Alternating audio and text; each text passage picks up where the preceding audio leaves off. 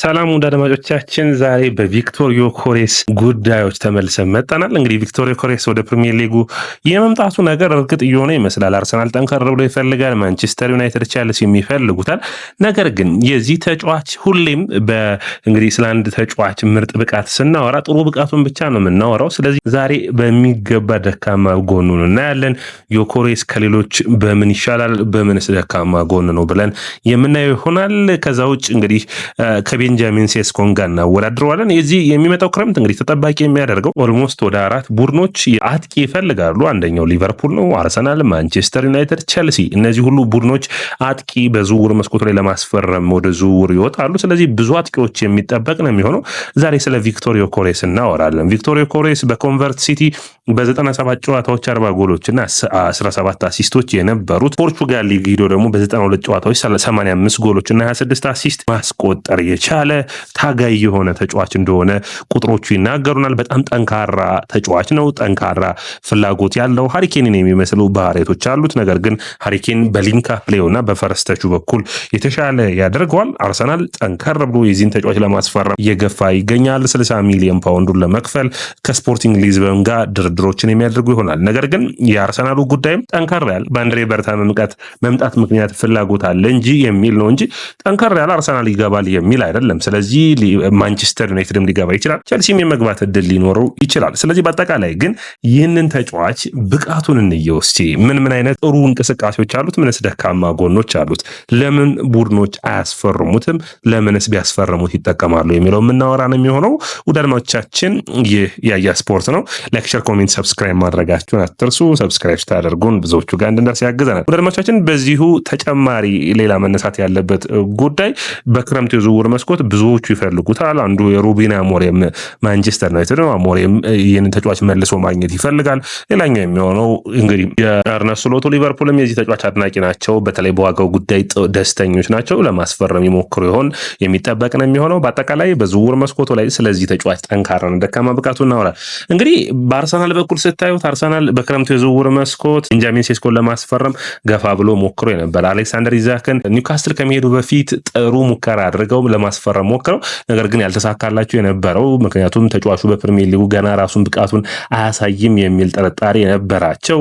ከዛ ውጭ ቤንጃሚን ሴስኮንም ባለፈው ክረምት ለማስፈረም ሞክረው ነበር። በቼልሲም ቤት እንደዚሁ ነው። እንግዲህ አምና ኦሲሜን ለማስፈረም ጥረቶችን አድርገዋል። አሁንም የኦሲሜን ፈላጊ ናቸው። ማንቸስተር ዩናይትድ በሆይላንድና በዘርክዚ ብቃት ደስተኞች አይደሉም። አሁንም አጥቂ ይፈልጋሉ። ሊቨርፑል ቤት ስትሄዱ የሁለቱ አጥቂዎች የጆታና የኑኔዝ ምርጥ ብቃት ላይ አይገኙም። ስለዚህ በአጠቃላይ እነዚህ ሁሉ ቡድኖች አጥቂ ይፈልጋሉና የሁሉም ምርጫ አሌክሳንደር ኢዛክ ቢሆን ደስ ይላቸዋል። በተለይ አርሰናልና ሊቨርፑል የዚህ ተጫዋች ፈላጊ ናቸው። ማይክል አርቴታ በተለይ ካያችሁ በፕሪሚየር ሊግ የተጫወቱ ተጫዋቾችን በጣም ነው የሚያደንቀውት። ከፍተኛ ዋጋ ያወጣባቸውን እዩ አርሰናል ከመጣ ጀምሮ። አንደኛው የሚሆነው ዲክላን ራይስ ነው፣ ዌስትሃም ነው ያመጣው። ሃቨርትዝን ከቼልሲ፣ ቤን ዋይትን ከብራይተን። ስለዚህ የፕሪሚየር ሊጉን ቡድኖች ተጫዋቾችን ይመርጣል ማይክል አርቴታ በቀጥታ ወደ ቡድኑ የተሻለ ብቃታቸውን እንዲያሳዩ። ስለዚህ የሚጠበቅ ነው የሚሆነው። ነገር ግን በዓለም ላይ ያሉት ደግሞ ኤሊት አጥቂዎች ወይም ምርጥ አጥቂዎች የምንላቸው ውስን እንደሆኑ መረሳት የለበትም። ስለዚህ እነዚህን ውስን አጥቂዎች ነው ሁሉም ቡድኖች የሚሻሟቸው። ከነዛ ውስጥ ደግሞ አንዱ ቪክቶር ዮኬሬስ ነው። በ92 ጨዋታዎች 85 ጎሎችና 26 አሲስቶችን። አስገራሚ ቁጥር ነው ለአድማጮቻችን። አስገራሚ ቁጥር መሆኑ ብቻ አይደለም ግን በኤክስፔክትድ ጎሉ የተሻለ ጎሎችን ማስቆጠር የሚችል ነው። ይህ ደግሞ አጥቂን አጥቂ የሚያስብለው ከሚጠበቅበት ጎል በላይ ማስቆጠር ሲችል ነው። አሲስት ማድረግ የመቻል አቅሙም ሌላኛው መነሳት ያለበት ነው። ሁሉንም ብቃቱን ካያችሁት ያለው ፐርፎርማንስ ምንድን ነው ካላችሁ፣ አንደኛ ከፖርቹጋል ሊግ ወደ እንግሊዝ ፕሪሚየር ሊግ መምጣት ምንም ጥያቄ የለውም። ጥያቄ ሊነሳበት የሚጠበቅበት ነው የሚሆነው። ካሉት አጥቂዎች ግን አንድ አይዛክ ብቻ ነው ፕሪሚየር ሊግ እየተጫወተ ያለው። ሌላኛው ሊያም ዴላፕ መነሳት የሚችል ይመስለኛል። ከፕሪሚየር ሊግ ውጭ የመጡ አጥቂዎች በፕሪሚየር ሊጉ ሲቸገሩ ያየን ነው። ዳርዊን ኑኔዝ ኦልሞስት ወደ 100 ሚሊዮን ዩሮ አካባቢ ወጣበት ነው። ሊቨርፑል 3 እና 4 ዓመታትን ነው ለመክፈል የፈጀበት። ከሌሎች ሀገራት የመጡ ከጀርመን የመጡትንም ሲቸገሩ አይተናል በፕሪሚየር ሊጉ። ስለዚህ ፈተና ነው የሚሆነው። ሜቢ ለማንቸስተር ሲቲ መርሙሽንና ሃላንድን ከጀርመን ሊግ ላመጣው ጥሩ ብቃታቸውን እያሳዩ ይገኛሉ። 30 የዘንድሮ ውድድር ዓመት የቪክቶር ዮኬሬስ ጎሎች 12ቱ ፔናልቲ ናቸው። እንግዲህ አንዱ ትልቁ ጥያቄ የሚነሳበት የቪክቶር ዮኬሬስ ጉዳይ 12ቱ ፔናልቲ መሆኑ ነው። ከፔናልቲ በሚገባ ጎል ብቻ አይደለም፣ ነገር ግን ፔናልቲ ማስቆጠር አንድ የተለየ ብቃት ነው። እንግዲህ ፉትቦል ማናጀር በእያንዳንዱ ሊጎች ሰዎችን መደቡ የተጫዋቾችን አናሊሲስ ይሰራል፣ የድሪብል አቅም፣ እያንዳንዳቸውን ብቃቶች። ስለዚህ መጀመሪያ የምናነሳው 3 ደካማ ብቃቶቹን ከ3 ጥንካሬዎቹ ጋር እናነሳለን። 3ቱ ደካማ ብቃቶቹ ምንድን ናቸው ካላችሁ ጠንካራ ጎኑን አንድ፣ ደካማ ጎኑን አንድ እያደረግን እንጥቀሰው። ኢሊት ፖቸር አጥቂ ነው። በቃ ኳስ ካገኘ ሳጥን ውስጥ የማይምር አይነት አጥቂ ነው። ጎሎችን፣ አጋጣሚዎችን በሚገባ ማስቆጠር የሚችል ነው። ነገር ግን ደግሞ ፈረስተቹ ላይ ችግር አለበት። ፈረስተች ሲባል ኳሱ መጦ ይርቅበታል ብዙ ጊዜና ሆልድ አፕ ፕሌዩ ላይ ትንሽ ደካማ ሊሆን ይችላል። ማሻሻል የሚችል ከሆነ ግን አንዱ ትልቁ ብቃቱ ነው። ሁለተኛው የሜንታሊቲ ሁኔታ ነው። እንግዲህ ብዙ ተጫዋቾች የሚጎላቸው የሚሆነው ይህ ነው። አርሰናል ከካይ ሃቨርትዝ ትልቁ የሚጎለው ነገር ይህ ነው ማለት ይቻላል። ማንቸስተር ዩናይትድ ውስጥ ዘርክዚን ስታዩት አላችሁ ያለው ሜንታሊቲ በጣም ልዩነቶች አሉ። ቸልሲ ውስጥ ጃክሰንን፣ ጆታን ሊቨርፑል ቤት ማየት ትችላላችሁ። እነዚህ አጥቂዎች የሌላቸው ፖቸር የሆነ ጎሎችን ማስቆጠር የሚፈልግ የክርስቲያኖ ሮናልዶን አይነት አድናቂም ነውና በጣም የተለየ ፍላጎት አለው። ነገር ግን በፕሪሚየር ሊጉ ሲመጣ በምን አይነት ሁኔታ ይቸገራል ብለን በሁለተኛ እንደ ችግር የሚናነሳው ወደ ፕሪሚየር ሊጉ ሲመጣ ምን ያጋጥመዋል? አንደኛ በፖርቹጋል ሊግ ያጋጠመውን የእድሎችን መስጠት ወይም ደግሞ ስፔሶችን የማግኘት ጉዳይ በፕሪሚየር ሊጉም ላያገኝ ይችላል። ሁለተኛ በዳይሬክት ፕሌይ እነዚህ ቡድኖች አሁን የጠቀስኩላችሁ ሁሉም ፍላጎታቸው ኳሱን ተቆጣጥረው መጫወት እንጂ በቀጥተኛ ኳስ ብቻ የተመረኮዘ ጨዋታ ላያደርጉ ይችላሉ። ስለዚህ ተከላካዮቹ ጠንካራ ሆኖ ፈታኝ ሊሆኑበት ይችላሉ። አሁን በዚህ አንጻር ከቤንጃሚን ሴስኮ ጋር እናወዳድረው። ከቤንጃሚን ሴስኮ ጋር ሲወዳደሩ ሁለቱ አጥቂዎች ምን የተለየ ብቃት አላቸው ብላችሁ ካያችሁ ቤንጃሚን ሴስኮ በሁሉ ነገር የተሟላ አጥቂ ይመስላል። ነገር ግን አሁንም ቢሆን ቁጥሮቹ ከፍ ያለ አይደሉም። ቪክቶር ዮኬሬስ ደግሞ በአንድ ብቻ በጣም የላቀ ብቃት ያለው ጎሎችን ማስቆጠር ላይ። ቤንጃሚን ሴስኮ ሜትር ከ92 ላይ ነው ቁመቱ። የአየር ላይ ኳስ ማስቆጠር ይችላል። በግራ እግሩ በቀኝ እግሩ ከሳጥን ውጭ መምታት ይችላል። ሹቱ ማድረግ ይችላል። በተለይ ደግሞ የቆመ ኳስ ልዩነት አላቸው። ወይም ደግሞ በአየር ላይ የሄዲንግ የመግጨት አጥቂ አንዱ ሚናው ነው። ቪክቶር ዮኬሬስ እዚህ ጋር ነው ችግር የሚያጋጥመው። ከ68 ጨዋታዎች ወደ አድማጮቻችን ማስቆጠር የቻለው አንድ ጎል ብቻ ነው። ከ68 ጨዋታዎች አንድ ጎል ብቻ ነው በአየር ላይ በጭንቅላት ማስቆጠር የቻለው። ቤንጃሚን ሴስኮ በዚህ የተሻለ ሆኖ ይታያል። ነገር ግን ሁሌም ለሁሉም ቡድኖች ፈታኝ የሚሆነው ቤንጃሚን ሴስኮ የነገ አጥቂ ነው።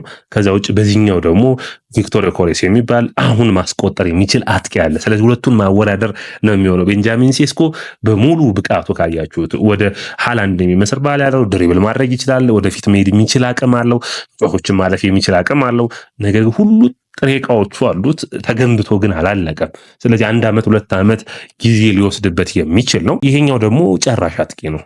በቃ ጎሎችን ማስቆጠር የሚችል ነው። በመጣበት የውድድር ዓመት ከ20 በላይ ጎሎችን የሚያስቆጥር ይመስላል። ነገር ግን እንደ ችግር መነሳት የሚችለው ደግሞ እዚህ ጋር አሁንም በፕሪሚየር ሊጉ ያሉት የስፔስ ሁኔታ የፕሪሚየር ሊጉ ክለቦች በጣም ወደኋላ ፈግፍገው የሚጫወቱ ናቸው። ስለዚህ እዚህ ጋር ጠንክሮ መስራት የሚጠበቅበት ነው። አሁን ለምሳሌ ይሄ ነው የምትሉትን ብቃቱን በምታዩበት ጊዜ አሁን ብዙ ጊዜ የምናነሳው ማለት ነው የኪሊያን ምባፔ ስታዩ ምን ትዝ ይላችኋል ተባሉ? ምንም ፍጥነቱ ነው አይደለ? ከተከላካዮች ጀርባ ፈጥኖ አቅጣጫ ይዞ ሹት አድርጎ ማስቆጠሩ ነው። ሁለተኛው መጥቀስ የምንችለው ሃላንድ ነው። ሃላንድ ሲባል ፓወርፉል የሆነ ኖርዌያዊም ነው። ከዛ ውጭ ቫይኪንጎቹን የሚያስታውሷችሁ ደረማምሶ ማለፍ የሚችል ጎሎችን ማስቆጠር የሚወድ አይነት ተጫዋች ነው። ሌሎችንም መጥቀስ ትችላላችሁ እንደዚሁ። ነገር ግን የቪክቶር ዮኬሬስ ደግሞ ምንድነው ሳጥኑ ውስጥ የመጨረስ አቅሙን የተሻለ አቅም የሚሆነው። ስለዚህ አቅሙን በሚገባ መጠቀምም ያለበት ይመስለኛል ቪክቶር ዮኬሬስ። ስለዚህ በሳጥኑ ውስጥ የሚፈጥሩት ሁኔታ ለምሳሌ በቻምፒዮንስ ሊጉ ከገብርኤልና ከሳሊባ ጋር የተፋለመበት መንገድ የሚታወስ ነው። እንዴት መፋለም እንዳለበት የሚያውቅ ይመስላል።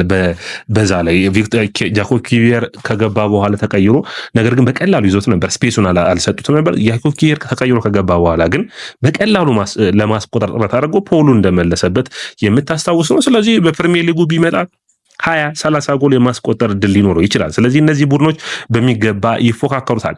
ለምሳሌ እስኪ የአርሰናልን እንየውና ለአርሰናል ቪክቶር ዮኬሬስ ይሆናል ወይ ብለን መጀመሪያ እንየው። ቪክቶር ዮኬሬስ እንግዲህ ለአርሰናል ይሆናል ወይ ብለን ካየ ነው 55 ጎሎችን አርሰናሎች አስቆጥሯል። ከነፃ ጨዋታ ወይም ማለትም ከግልጽ ጨዋታ ኦፕን ፕሌይ 41 ጎሎችን፣ ከቆሙ ኳሶች 14 ጎሎችን፣ በጭንቅላት 24 ጎሎችን፣ በቀጥተኛ ወይም ደግሞ ከዳይሬክት ፕሌይ ደግሞ 10 ጎሎችን አስቆጥሯል። አርሰናል እንዳጠቃላይ ካስቆጠራቸው 41 ጎሎች ውስጥ 26ቱ ስፔስ ሪዲንግ ነው። ስለዚህ 1/4ኛው እድል ሊኖረው ይችላል። አርሰናል ከሚያገኛቸው ከግልጽ እድሎች ተመልሶ ማጥቃት ጎሎችን ማስቆጠር የሚችልበት እድል ሊኖር ይችላል። ነገር ግን ይህ ተጫዋች ከዚህ ብቻ በሚገኙ ጎሎች እና እድሎችን ጎል አስቆጣሪ ሆኖ መቀጠል የሚችል አይመስለኝም። 14 ጎሎችን ከቆሙ ኳሶች አርሰናል ሲያስቆጠር 25% ማለት ነው። አርሰናል እንግዲህ ከነዛ ውስጥ እንግዲህ 2ቱ ፔናልቲ ናቸው። ፔናልቲ ማስቆጠር የተሻለ ተጫዋች ይሆናል። በዳይሬክት አታክም ጥሩና የተሻለ ብቃቱን ማሳየት የሚችል ነው። 10 ጎሎች አሉት አርሰናል። ስለዚህ በእነዚህም ስፔሶችን መሸፈን የሚችል ነው።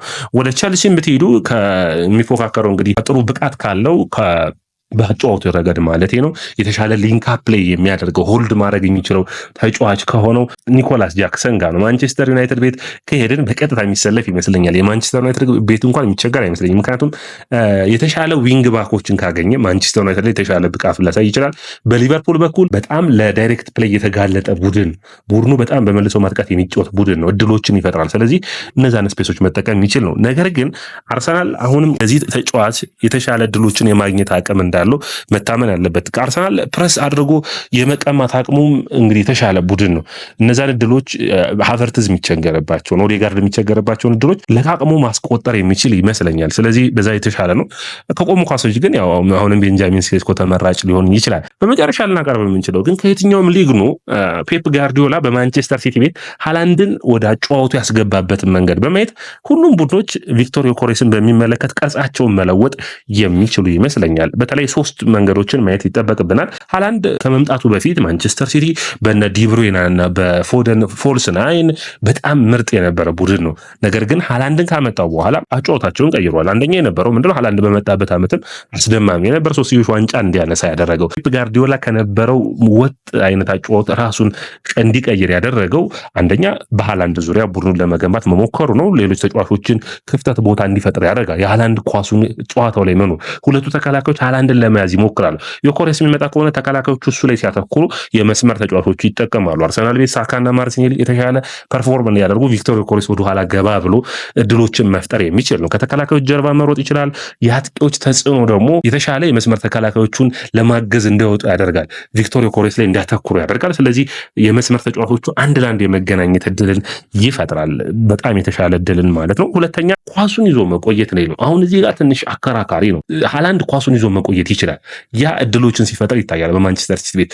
ቪክቶር ዮኬሬስ አሁንም እንደነገርኳችሁ ፈረስተቹ ላይ ችግር አለ። ነገር ግን ያንን በሚገባ ማከናወን የሚችል ከሆነ ኳሱን ይዞ መቆየት የሚችል ከሆነ የመስመር ተጫዋቾቹ የተሻለ የማጥቃት እድልን እንዲፈጥሩላቸው የሚያስችል ነው። ሳካ ማርቲኔሊ እድሎችን ይፈጥራል በዚህ አጋጣሚ ማለት ነው። ሌላኛው ግን የአንድ ለአንድ ግንኙነት ተከላካዮች እሱን ለማጥፋት ሲባል ዋን ቱ ዋን ወጣ ብለው ይጫወታሉ። ስለዚህ በግልጽ እድሎች ይፈጠራሉ። ከኦፍሳይዱ ትራክ ወጥቶ ደግሞ በመልሶ ማጥቃት ቡድኑ እንዲያጠቃ ደግሞ የሚያግዝበት መንገድ አለ። ስለዚህ በጣም የተለየ ቫራይቲ ሆነ የተለያየ አይነት የአጨዋወት ስታይል ይኖራል። የተለያየ አይነት ውጤታማነትን ሊያመጣ የሚችል ነው። በቀጥታ በመጣበት ዓመታት መጫወት የሚችል ነው። እድሜውን ግን አንዳንዴ መታየት የሌለበት ይመስለኛል። ምክንያቱም ይህ ተጫዋች ለረጅም ጊዜ መጫወት የሚችል ይመስለኛል። አንዳንድ ተጫዋቾች 26 ዓመታቸው ላይ ይታዩና እስከ 35 ይጫወታሉ። አንዳንዶቹ 20 ዓመታቸው ላይ ታይተው እስከ 30 ብቻ ተጫውተው ሊቀሩ ይችላሉ። ስለዚህ የዚህ ልጅ ብቃቱ አንዱ ምንድነው ራሱን መቆጣጠሩና ለብዙ ዓመታት የመጫወት አቅም ያለው ይመስለኛል። በእንግሊዝ ፕሪሚየር ሊግ ተፋልሞ ያንን ብቃቱን የሚያሳይ ከሆነ ለምሳሌ አርሰናልም ሌሎች ክለቦችም ከዚህ ተጫዋች ከአራት ዓመታት ወይም ከ8 ዓመት በላይ መጠቀም የሚችሉ ከሆነ የራሱን ብቃት እያሳየ በፕሪሚየር ሊጉ ተፎካካሪ ቡድኖችን ማድረግ የሚጠበቅበት ነው የሚሆነው። ነገር ግን አሁን እነዚህን ያነሳናቸውን ችግሮች በሙሉ አሌክሳንደር ኢሳክን ብታመጡት አርሰናል ላይ በእያንዳንዱ ቡድን ውስጥ መግባት የሚችል ነው።